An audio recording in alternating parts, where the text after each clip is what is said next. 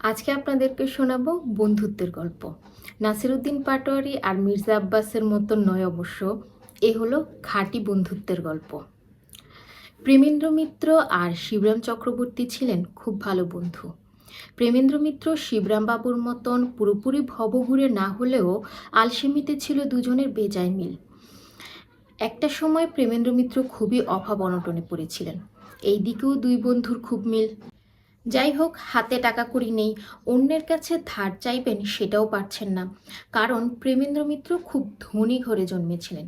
তিনি বলতেন, মানুষ সোনার চামচ রূপার চামচ মুখে নিয়ে জন্মায়, আর আমি জন্মেছিলাম প্লাটিনাম টাং নিয়ে, কিন্তু আত্মীয়রা লুটেপুটে সব খেয়ে নিল। তো এরকম মানুষ অভাব অনটনে পড়ে কি করবেন যখন কোনো কুল কিনারা পাচ্ছিলেন না, ঠিক তখনই পেলেন একটি পোস্টকার্ড। তাতে লেখা ছিল, তোমার চাকরি হয়ে গেছে, কলকাতায় চলে এসো। পোস্টকার্ডটি পাঠিয়েছেন শিবরাম চক্রবর্তী। কিন্তু কিভাবে হলো চাকরি? প্রেমেন্দ্র মিত্র তো ইন্টারভিউই দেননি।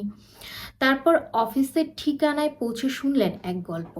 অফিসার তাকে বলছেন, আরে মশাই, পাবলিসিটি অফিসারের পদে বাছাই করে লোক ডেকে বললাম কাল থেকে জয়েন করো।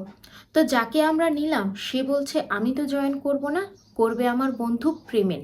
বন্ধু? তাহলে তুমি কে? আমি শিবরাম চক্রবর্তী।